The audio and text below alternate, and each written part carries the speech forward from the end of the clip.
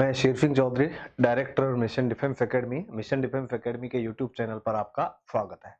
आज हम करेंगे पेपर नंबर 8, लेकिन उससे पहले मैं आपको देखो एक चीज बता देना चाहता हूँ। कई बच्चे कह रहे हैं कि सर ये क्वेश्चन राम सिंह यादव के हैं, उस बुक के हैं, ये है वो है ना। देखो सारी बुकों में लगभग लगभग वही क्वेश्चन मिलेंगे आपको। कोई भी बुक उठा के देखो, और कोई भी बुक बुरी नहीं है। राम सिंह यादव कोई बुरी बुक नहीं है, अच्छी बुक है आर्मी के लिए, इसमें कोई डाउट नहीं है। सारी बुक अच्छी होती है, कोई भी बुक बुरी नहीं है। ठीक है, आप सारी बुकों को पढ़ो, ज्यादा से ज्यादा पढ़ो। ये चीज मैटर नहीं करती है कि पेपर कहाँ से, क्वेश्चन कहाँ से आ रहा है, कहाँ से नहीं आ रहा। ठीक है, आपको ज्यादा से ज्यादा क्वेश्चन पढ़ने, और हमारा मेन टारगेट ये है कि नौकरी लेना। ठीक है, तो कुल मिला के जो भी आपको बता रहा हूं वो चीज आप अच्छे से पढ़ो।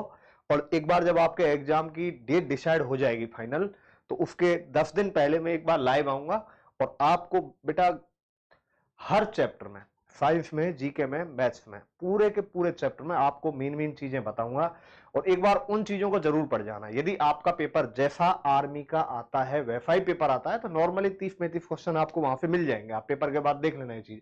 यदि बहुत ज्यादा डिफिकल्ट आता है तो मैं कहता नहीं हूं, बाकी जनरल जिस तरीके के आर्मी के पेपर आते हैं तो वो चीजें मैं आपको बताऊंगा एग्जाम से 10 दिन पहले। एक बार हम सारा कंप्लीट पढ़ लेते हैं।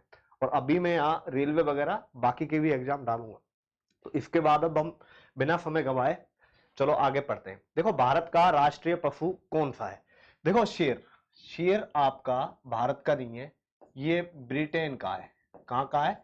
ब्रिटेन का राष्ट्रीय पशु है। लेकिन ध्यान रखना, ब्रिटेन में पाया नहीं जाता है। ये शेर ब्रिटेन का राष्ट्रीय पशु है, लेकिन वहां पाया नहीं जाता है। इसके बाद आता है देखो अपना ऊंट। ऊंट ये राजस्थान का राज्य पशु है। राजस्थान का राज्य पशु है, तो ऊंट भी नहीं है। बाघ। बाघ देखो भारत का राष्ट्रीय पशु है। ये 1973 से 1973 तक भारत का जो राष्ट्रीय पशु है वो शेर हुआ करता था। लेकिन उसके बाद बाघों की संख्या बहुत कम हो गई, और इनकी संख्या बढ़ाने के लिए इनको इनका संरक्षण किया गया, और इसलिए बाघ को राष्ट्रीय पशु घोषित किया गया है। इसके बाद आओ, निम्न में से कौन सा देश का सर्वोच्च खेल पुरस्कार है? देखो इनमें से सर्वोच्च खेल पुरस्कार कौन सा है? अर्जुन अवार्ड। ये देखो किसी भी खिलाड़ी को खेलों में अच्छा प्रदर्शन करने के लिए दिया जाता है। किसी विशेष खिलाड़ी को खेलों में अच्छा प्रदर्शन करने के लिए कौन सा दिया जाता है? अर्जुन अवार्ड। द्रोणाचार्य अवार्ड है, ये गुरु द्रोणाचार्य के ऊपर दिया जाता है। इसमें आपको अर्जुन की एक प्रतिमा दी जाती है। द्रोणाचार्य अवार्ड है, ये कोच को दिया जाता है। किसको दिया जाता है? कोच को दिया जाता है। जो बेस्ट कोच होता है उसको कौन सा अवार्ड दिया जाता है? द्रोणाचार्य अवार्ड। पद्मश्री आपका सभी फील्ड में दिया जाता है। इसके बाद आता है आपका देखो राजीव गांधी खेल रत्न पुरस्कार। ये आपका सर्वश्रेष्ठ खेल पुरस्कार है, जो 1993 से शुरू किया गया था, लेकिन अभी हाल ही में इसका नाम बदल दिया है, और इसको ध्यानचंद, मेजर ध्यानचंद खेल पुरस्कार दिया गया है। और ये अभी 2021 में ही इसका नाम बदला है। तो ध्यान रखना, जो सर्वोच्च खेल पुरस्कार आपसे पूछता है तो सर्वोच्च खेल पुरस्कार कौन सा हो गया? मेजर ध्यानचंद खेल पुरस्कार हो गया। अब आओ, हजरत बल दरगाह कहां स्थित है? देखो अजमेर। अजमेर में आपकी ख्वाजा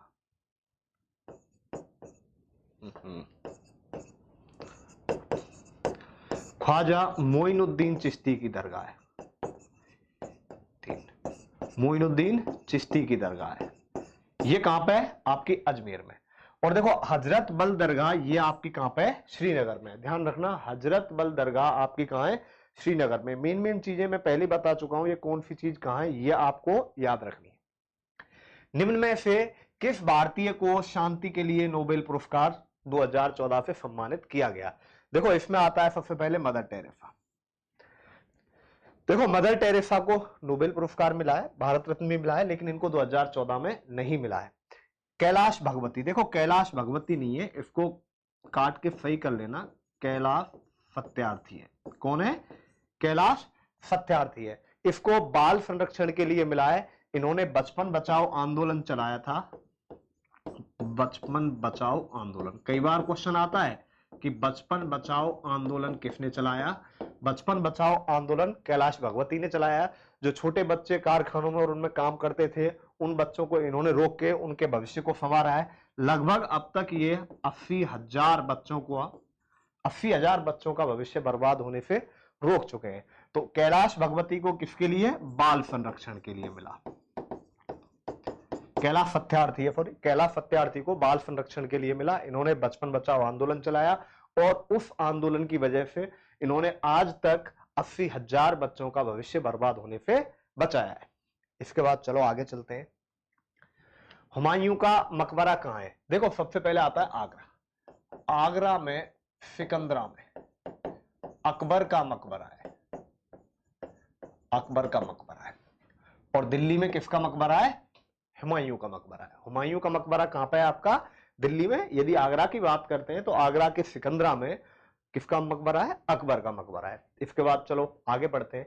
किस शहर को अरब सागर की रानी कहा जाता है? देखो मैं आपको पहले बता चुका हूं, शहरों के उपनाम आते हैं। देखो इसको डेक्कन की राजधानी कहा जाता था। डेक्कन की रानी कहा जाता था। क्या कहा जाता? डेक्कन की रानी। मुंबई को आपका फिल्म सिटी भी कहा जाता है। आर्थिक राजधानी भी कहा जाता है। आर्थिक राजधानी भी कहा जाता है। 7 टापुओं का शहर भी कहा जाता है। 7 टापुओं का शहर, ये आपके मुंबई के नाम है, ध्यान रखना। फिल्म सिटी है, आर्थिक राजधानी है, 7 टापुओं का शहर हो गया है। तो ये किसको कहा जाता है? मुंबई को। बेंगलोर को आपको बगीचों का शहर कहा जाता है। का शहर। ये कोचीन है आपका। क्या है? कोचीन। कोचीन को अरब सागर की रानी कहा जाता है। तो अरब सागर की राजधानी किसको कहा जाता है? कोचीन को कहा जाता है, ध्यान रखना। तो यहां पुणे को डेक्कन की रानी, मुंबई को 7 टापुओं का शहर, फिल्म सिटी, आर्थिक राजधानी, बेंगलोर को बगीचों का शहर भी कहा जाता है। तो देखो ज्यादातर ये क्वेश्चन पूछे जाते हैं कि किसको क्या कहा जाता है। पंचशील किन 2 देशों पर हस्ताक्षर किए? देखो पंचशील समझौता है। पंचशील पर हस्ताक्षर भारत और चीन ने किए। भारत पाक इनके बीच शिमला समझौता हुआ। तो इसका आंसर क्या आ जाएगा? पंचशील पर कौन से 2 देशों ने हस्ताक्षर किए? तो इसका राइट आंसर होगा आपका भारत चीन। अब देखो रघुवंश नामक पुस्तक किसने लिखी? देखो रघुवंश तुलसीदास ने लिखी है। रामचरितमानस।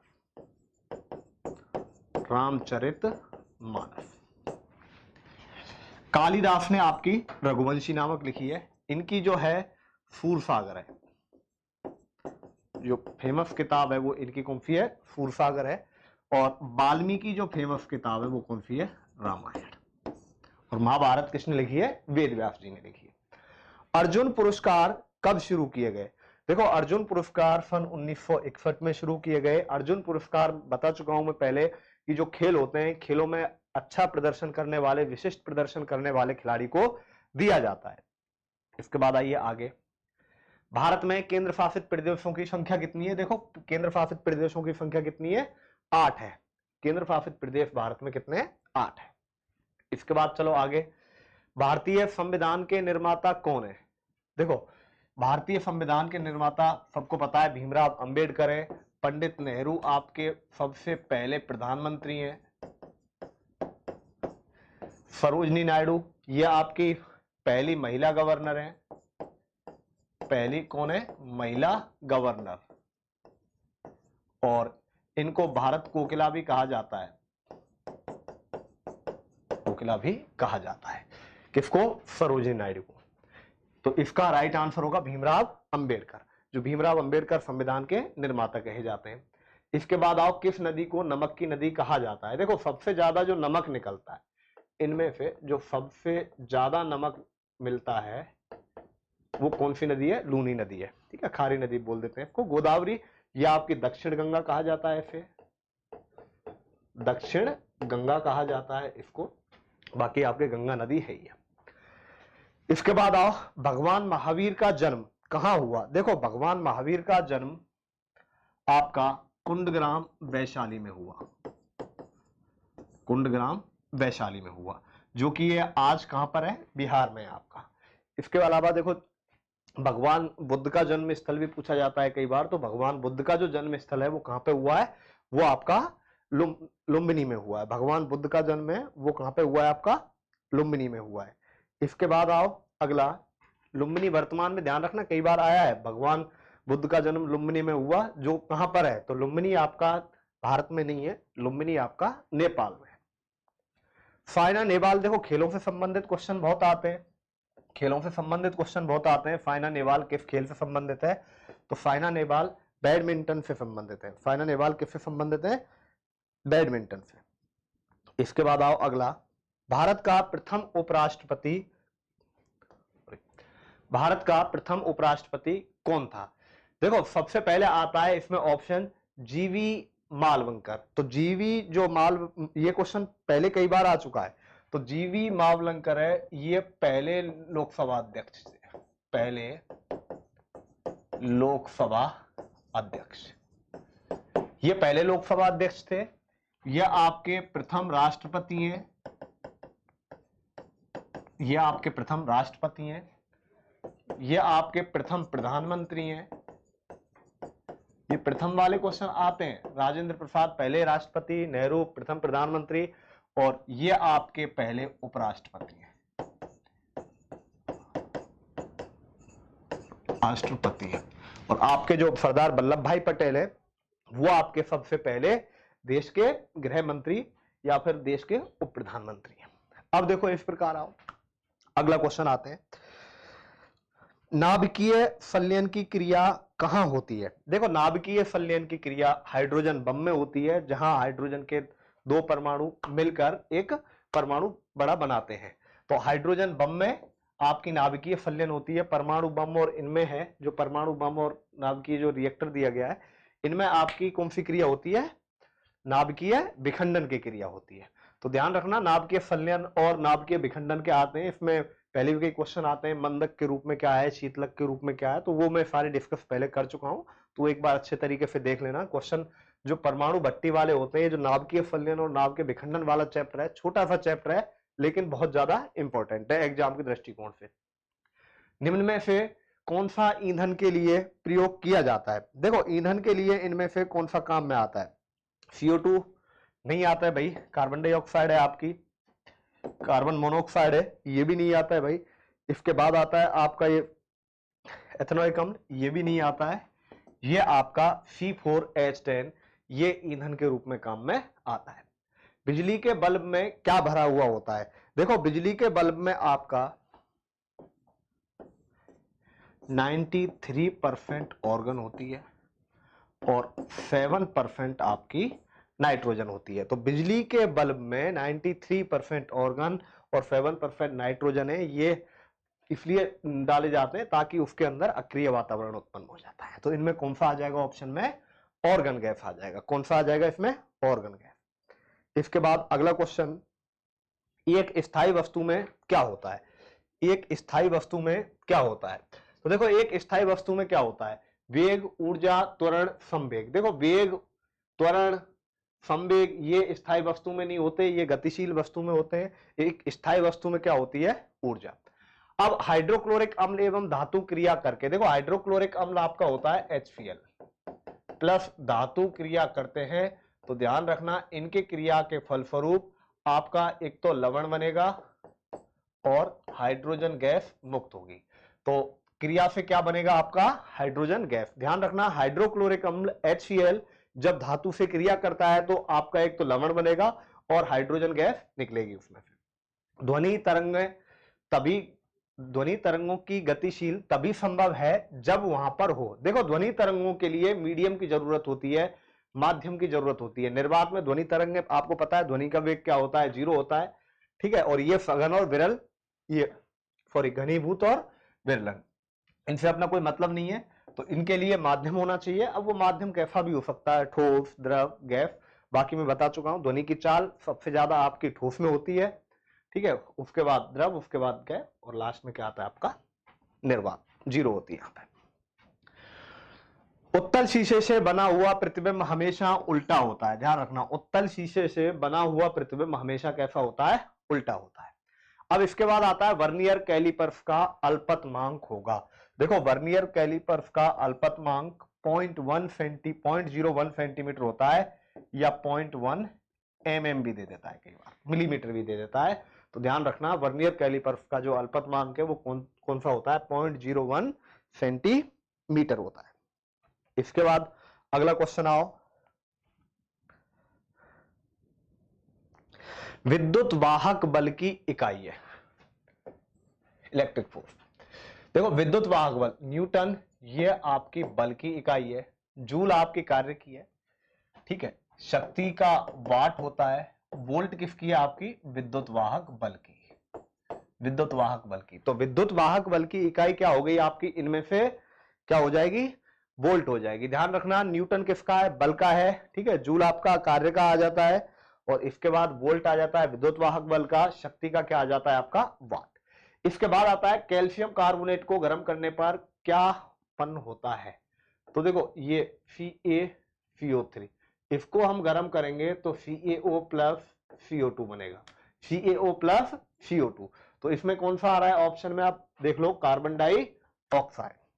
तो कैल्शियम कार्बोनेट को गर्म करने पर क्या बनता है, CaO प्लस CO2। तो यहां पे क्या आएगा आंसर आपका, कार्बन डाइऑक्साइड। मलेरिया रोग का कारण क्या है, देखो मलेरिया रोग मादा एनाफ्लीज मच्छर से होता है, फ्लीज ये मादा मच्छर से होता है, ध्यान रखना नर मच्छर से नहीं होता है। तो मलेरिया रोग का कारण क्या हो गया, मादा एनाफ्लीज हो गया आपका। तो मादा एनाफ्लीज किस रोग का कारण है, मलेरिया। इसके बाद आता है जब दूध को मथा जाता है तो किस बल के कारण क्रीम अलग हो जाती है। देखो घर्षण बल क्या है, घर्षण बल क्या है, जैसे हम बोर्ड पर लिख रहे हैं तो वहां घर्षण बल काम कर रहा है, घर्षण बल की वजह से ही हम घूम फिर पाते हैं। तो ये आपका घर्षण बल हो गया। अपकेंद्रीय बल और गुरुत्वाकर्षण बल, देखो एक अपकेंद्रीय बल होता है, एक होता है अभिकेंद्रीय। तो अपकेंद्रीय बल आपका लगता है केंद्र के बाहर की ओर, केंद्र के बाहर की ओर। इसके एग्जाम्पल भी आते हैं, ध्यान रखना, जैसे दूध की मशीन है, जैसे जो दूध से क्रीम निकालने वाली मशीन है, वॉशिंग मशीन है, दूध से क्रीम की मशीन, कौन सा बल है, आपका कौन सा बल है, अपकेंद्रीय बल लगता है केंद्र के बाहर। और वॉशिंग मशीन जो आप कपड़े धोते हो, जैसे बेटा कौन सा, जिसमें आप कपड़े धोते हो, जो वॉशिंग मशीन है वहां भी देखो केंद्र के बाहर की ओर बल लगता है। तो जो केंद्र के बाहर की ओर लगता है वो अपकेंद्रीय, और जब केंद्र की ओर लगता है बल तो वो आपका होता है अभिकेंद्रीय बल। जैसे आपने देखा होगा मौत का कुआं, तो वहां पर मौत के कुएं में साइकिल चलाते हैं, तो वहां मौत के कुएं में ध्यान रखना कौन सा लगता है, अभिकेंद्रीय बल। ये भी आता है कई बार, अभिकेंद्रीय बल कहां लगता है, मौत के कुएं में, जब गाड़ी चलाते हैं तो, ठीक है। तो ये कहां लगता है, केंद्र की ओर लगता है। ध्यान रखना जो अभिकेंद्रीय बल है वो कहां लगता है, केंद्र की ओर लगता है। और ये जो बल लगता है केंद्र के बाहर, गुरुत्वाकर्षण बल कहां लगता है, देखो गुरुत्वाकर्षण बल आता है, जमीन है जो पृथ्वी है हर चीज को अपनी ओर खींचती है, तो वो कौन से बल के कारण खींचती है, गुरुत्वाकर्षण बल के कारण होती है। इसके बाद आओ आगे, निम्नलिखित में किसके उत्सर्जन से समबारिक तत्व उत्पन्न होते हैं। ध्यान रखना बीटा कणों के उत्सर्जन से समबारिक तत्व उत्पन्न होते हैं। इसके बाद चलो आगे चलते हैं, आगे का क्वेश्चन आता है, पादपों में जल परिवहन का कार्य कौन करता है। देखो ये क्वेश्चन पहले भी आया हुआ है, इसका राइट आंसर होगा जाइलम। जाइलम क्या करता है, पादपों में जल परिवहन करता है। जो पादपों की जड़ है, पादपों की जड़ जमीन से जल को सोखकर पत्तियों तक पहुंचाती हैं, आप पत्तियों के पेड़ के विभिन्न भागों तक पहुंचाते हैं। तो पादपों में जल परिवहन का कार्य कौन करता है, जाइलम। कपास के रेशे पौधे के किस भाग में पाए जाते हैं। देखो देखा होगा आपने, जो कपास है वो कहां पे होता है, तने की छाल के तंतु बिल्कुल भी नहीं है, जड़ में बिल्कुल भी नहीं है, जल के काष्ठीय तंतु ये भी नहीं है, तो बीजों के अधिचर्मी रोम पर, बीजों के अधिचर्मी रोम पर क्या मिलते हैं, कपास के रेशे मिलते हैं। तो देखो यहाँ पे आपका ये जीके और जीएस का पेपर पूरा हो चुका है। इसके बाद आते हैं वापस मैथमेटिक्स फॉर रीजनिंग पे। तो अब आओ देखो मैथ्स फॉर रीजनिंग पे सबसे पहला क्वेश्चन आता है कि 5,000 रुपए की मूल राशि का 6% वार्षिक दर पर 2 वर्ष का चक्रवृद्धि ब्याज होगा। देखो मैंने बच्चों को बताया है क्लास में, या फिर हम डायरेक्ट देखें, आप मूलधन मान लो 100, ध्यान से समझो, मूलधन 100 माना, पहले वर्ष 6% ब्याज लग गया, तो कितना हो गया ये 106, फिर 6% बढ़ा दो, अब बढ़ाओ 106 का 6%, ये आ गया बट्टा में 100, ये 636 या 6.36। तो ये 2 वर्ष में कितना हो गया, देखो 1 वर्ष में 106 रुपए हो गए, 2 वर्ष में हो गए 112.36। तो आपने 100 रुपए उधार दिए, जो ब्याज लगकर 112.36 हो गए, तो ब्याज आ गया आपका 12.36 का। तो आप यहां डायरेक्ट वैल्यू सिस्टम लगा देंगे। ब्याज पूछा है आपसे, आपके पास मूलधन कितना है 5000, कितना है मूलधन 5000, मूलधन के नीचे आपका मूलधन आ गया 100, मल्टीप्लाई बाई कितना आ जाएगा आपका 12.36, 2 जीरो से 2 जीरो। अब 12.36 का गुणा इनका करेंगे आपस में गुणा, तो इसको सॉल्व करने के बाद आपका आ जाएगा 618 रुपए, कौन सा आंसर हो जाएगा बी। बाकी आप डायरेक्ट भी कर सकते हो, 2 वर्ष का ब्याज आप वैसे भी निकाल सकते हो कि आर प्लस आर गुणा आर बटा 100, यहां से भी ले लो, 6 प्लस 6 गुणा 6 बटा 100, 6 और 6 12 प्लस 0.36, तो कितना आ गया 12.36। तो यहां ब्याज 12.36, आगे सेम तरीका, आपके पास मूलधन 5000 है, मूलधन के नीचे मूलधन आ जाएगा, 100 माना है हमने, और ब्याज कितना आ गया 12.36। देखो चक्रवृद्धि ब्याज करने के 4-5 मेथड है, आपके जो मन में आए उसी मेथड से आप निकाल दो, फॉर्मूला भी है, फॉर्मूले से भी निकाल सकते हो। इसके बाद आओ, 12 लड़कों की औसत आयु 10 वर्ष है। देखो 12 लड़कों की कुल आयु, औसत का मतलब होता है बेटा प्रत्येक 10 साल का है, तो 12 बच्चों की जो कुल आयु है वो आ गई आपकी 12 गुणा 10, या कितना आ गया 120 आ गई। उनमें से 11 बच्चों की जो औसत आयु है 9 वर्ष है, तो देखो 11 बच्चों की औसत आयु 11 गुणा 9 वर्ष है, कितना आ गया 99। अब 12 बच्चों की तो औसत आयु 12 बच्चों की कुल आयु 120 है, 12 में से 11 बच्चों की जो आयु है वो कितनी है 99, तो जो एक बच्चा बचा उसकी आयु कितनी आ गई बताओ, 120 में से 99 घटा देंगे, तो राइट आंसर क्या आ जाएगा हमारे पास 21 आ जाएगा, 21 वर्ष आ जाएगी। इसके बाद चलो आगे चलते हैं। एक कार 2 घंटे 60 किलोमीटर प्रति घंटा और 1 घंटा 40 किलोमीटर प्रति घंटे की रफ्तार से चलती है। देखो औसत रफ्तार, औसत चाल, आप हमेशा ध्यान रखना, औसत चाल क्या होती है बेटा, औसत चाल होती है आपकी कुल दूरी, देखो कुल दूरी बटा कुल समय। देखो जो औसत चाल होती है वो आपकी क्या होती है, कुल दूरी बटा कुल समय। अब कुल दूरी, पहले 2 घंटे चाल है 60, पहले 2 घंटे चाल है 60, फिर अगले 1 घंटे चाल है 40। अब कुल दूरी तो कितनी हो गई, पहले 2 घंटे 60 किलोमीटर प्रति घंटे की चाल से और अगले 1 घंटे 40 है, और 2 प्लस 1 कितना आ गया 120 प्लस 40 बट्टा 3, 160 बट्टा 3, इसका भाग देंगे, देखो 3 पंजे 15 हो गया, 10 हो गया। अब यहां पे देखो, तो 3 3 9 53.33, तो इसमें पहला आंसर इसका क्या होगा राइट आंसर। तो औसत चाल कुल दूरी बटा कुल समय, हम फॉर्मूला अप्लाई कर देंगे। यदि कोई वस्तु 40 रुपए में खरीदी, अब देखो क्रय मूल्य आपका 40 है, विक्रय मूल्य आपका 60 है, 40 में खरीदी 60 में बेची, लाभ कितने का 20 का। ध्यान रखना लाभ हमेशा कहां पे होता है, क्रय मूल्य पर, तो इसलिए बट्टे में क्या आएगा नीचे क्रय मूल्य, प्रतिशत ज्ञात करना है तो गुणा में 100 कर देंगे, 20 दूनी 40, कितनी बार आ गया 50% आ जाएगा। इसका राइट आंसर क्या होगा आपका 50 हो जाएगा, 50 हो जाएगा। इसके बाद चलिए आगे चलते हैं। यदि log 2x बराबर 3 है तो x का मान, देखो हमेशा ध्यान रखना यहां से आता है, जब log से क्वेश्चन आता है तो बहुत ज्यादा चांस है कि यहीं से आए, तो हमेशा ध्यान रखना आप log e, या मैं कहूं बेटा log ax बराबर n है, तो ध्यान रखना यहां पे x का मान निकालेंगे, x बराबर हो जाएगा a की पावर n। इनका क्रम आपस में ध्यान रखना क्या होता है, बदल जाता है। हमेशा ध्यान रखना log ये बेस होता है, ये x है, ये n के बराबर है, तो ध्यान रखना है x का मान क्या होगा a की पावर n हो जाएगा, ये x और n का मान आपस में बदल जाएगा। तो यहां दिया है आपके पास log 2x बराबर 3, तो आप कुछ मत करो, x का मान निकालना है तो इनका मान बदल दो आपस में, 2 की पावर 3 आ जाएगा, तो x बराबर कितना आ जाएगा आपका 8 आ जाएगा।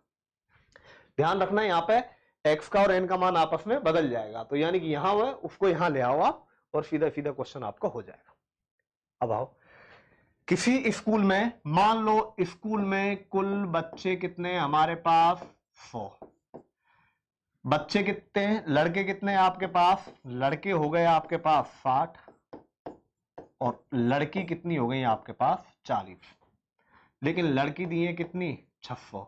आपसे पूछे लड़के कितने होंगे, या कुल विद्यार्थी भी पूछ सकता है, तो देखो सीधा सीधा क्वेश्चन है, लड़की 40 है तो वैल्यू सिस्टम लगाएंगे बेटा, लड़की कितनी है 600, लेकिन हमारे पास यहाँ लड़की कितनी है 40। देखो ध्यान रखना, जो ऊपर है वही कहां जाएगा नीचे, यहां पर लड़की कितनी है आपके पास 600 है और लड़के कितने 40 है, तो देखो 600 लड़कियां हैं तो लड़कियों के नीचे लड़कियां आएंगी, लड़के ज्ञात करने तो गुणा 60 का कर दीजिए।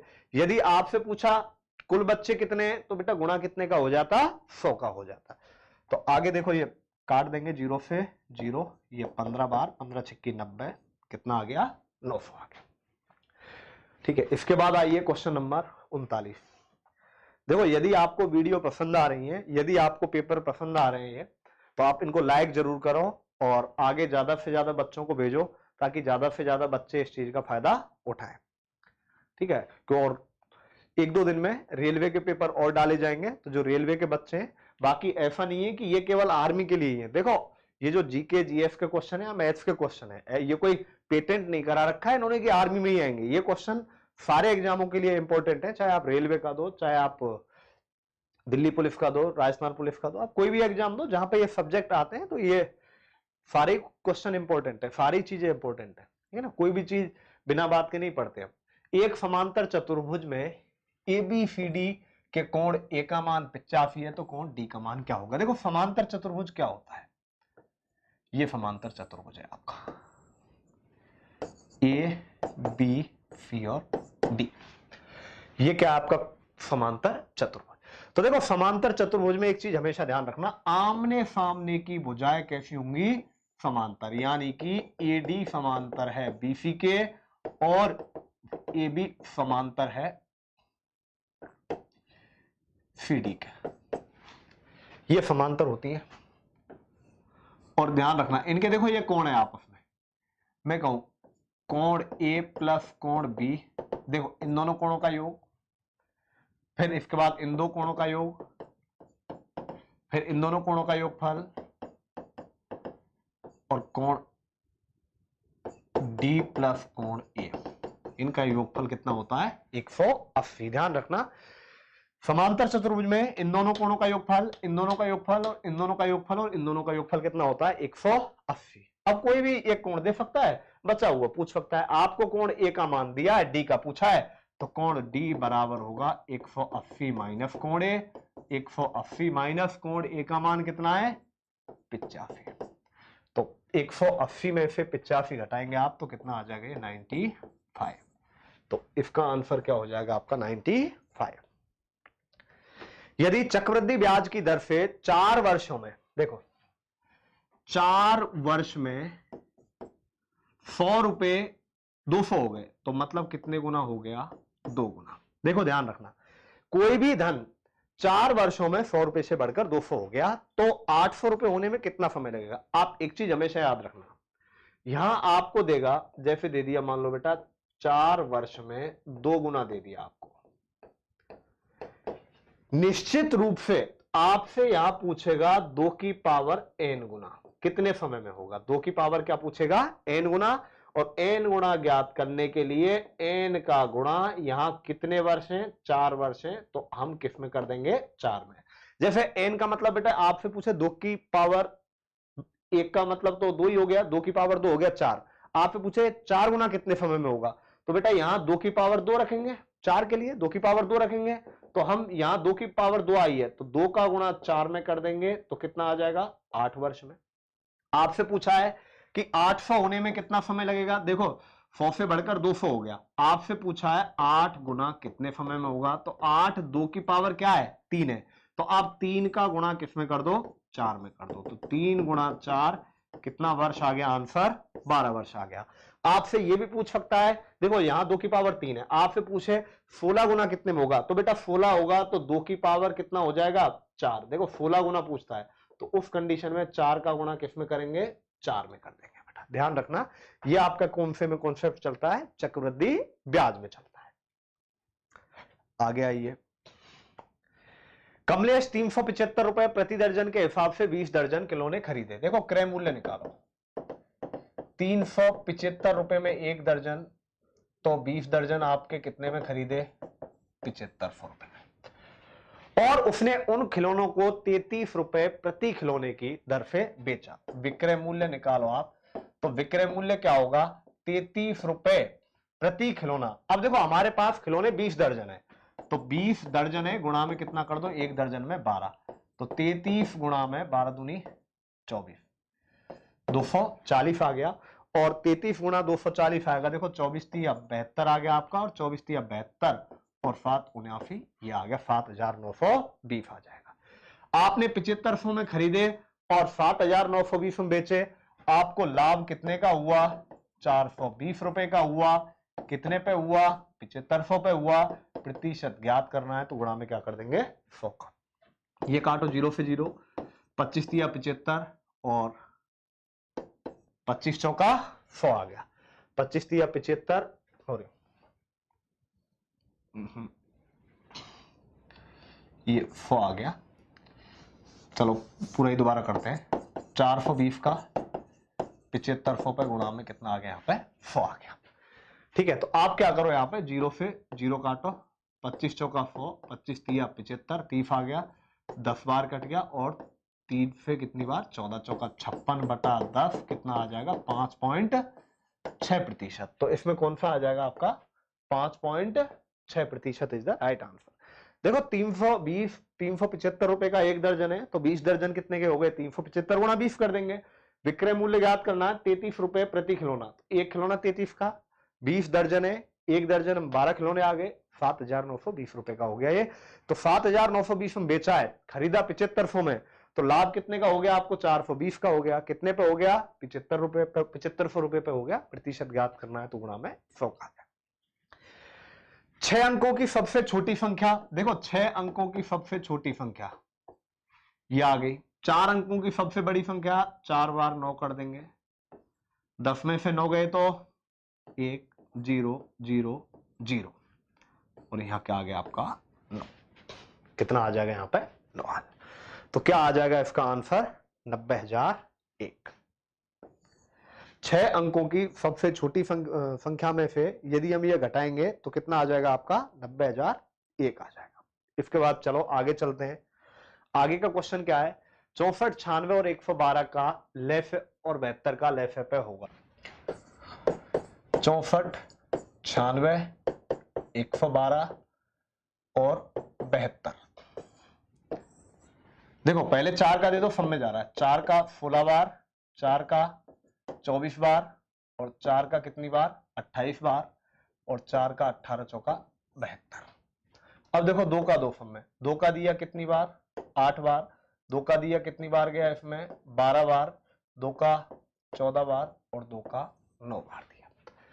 फिर आगे 2 का देंगे, देखो 4 6 7, और यहां पे क्या आ जाएगा आपका, एज इट इज 9। फिर 2 का दे दो, 2 3 7 9।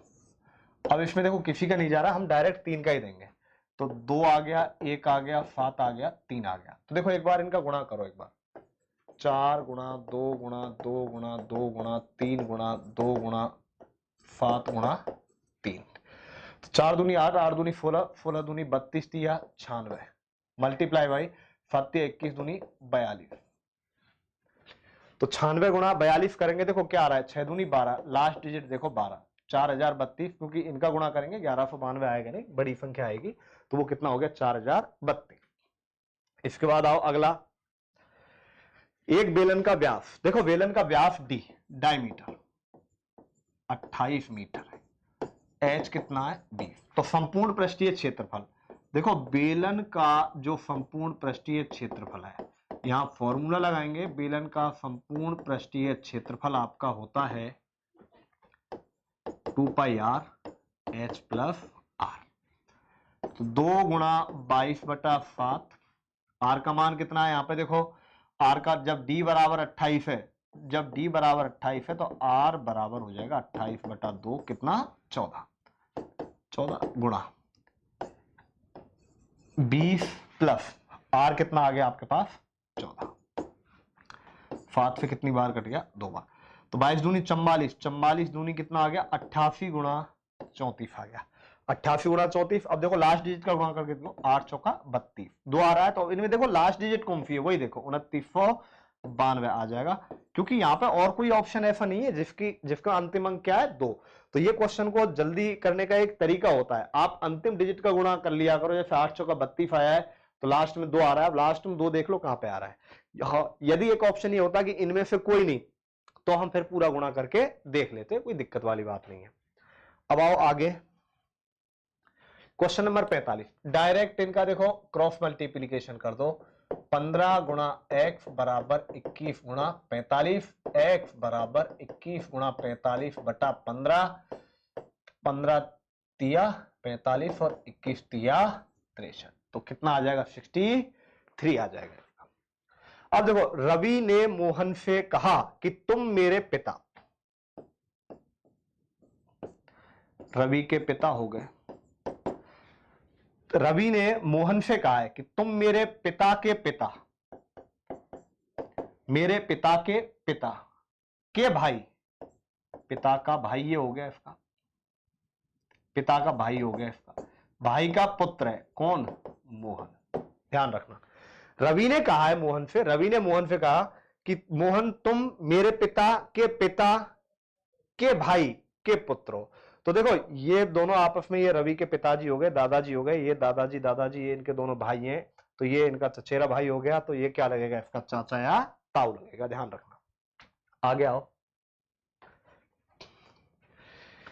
देखो गेंद फेंकना, देखो गेंद फेंकना, गेंद बल्ला, देखो गेंद को हमेशा ध्यान रखना फेंका जाता है, गेंद को क्या किया जाता है फेंका जाता है, ठीक है। गेंद बल्ला हॉकी गेंद ये नहीं है, कुत्ते को थपथपाते हैं, ध्यान रखना, गेंद को फेंकते हैं जैसे, ऐसे ही हम कुत्ते को धीरे धीरे प्यार से क्या करते हैं थपथपाते हैं। 15 16 19 20, देखो ज्यादातर जो आ रहे हैं क्वेश्चन डबल सीरीज के आ रहे हैं, आगे कोशिश करेंगे कि सिंगल सीरीज का है। तो 15 और 4 19 और 4 23, 4 27 और 4 कितना है 31, लेकिन इससे पहले देखो 16 और 4 20 और 4 24 और 4 कितना आ गया यहाँ पे 28, कितना आ जाएगा इसका आंसर 28, तो 28 इज द इसका राइट आंसर। इसके बाद आओ बी डी, यहां ई छोड़ दिया, एफ जी एच, आई छोड़ दी, जे के एल, एम छोड़ दिया, एन ओ पी, एक छोड़ के एक चल रहे हैं, पी, पी के बाद क्यू छोड़ दिया, आर एस टी छोड़ दो, तो क्या आ जाएगा इसका आर टी आ जाएगा। लास्ट है, यदि 34 माइनस 5 2, 44 माइनस 4 4 है, 62 माइनस 7 क्या होगा। देखो यहाँ पे 35 में से 4 घटाएंगे, देखो 35 में से 29, कोई लॉजिक नहीं लग रहा, तो यहां देखो सीधा सीधा सा 34 को लिखूंगा 3 + 4 - 5 करो, 7 में से 5 गए तो 2, ऐसे ही यहाँ पे देखो बेटा 4 + 4 - 4 तो कितना आ जाएगा ये 4, तो ऐसे ही 6 + 2 - 7 तो कितना आ जाएगा 1, 1 इज द राइट आंसर। तो प्यारे बच्चों यहाँ पे ये आपका पेपर है वो खत्म हो चुका है, ठीक है।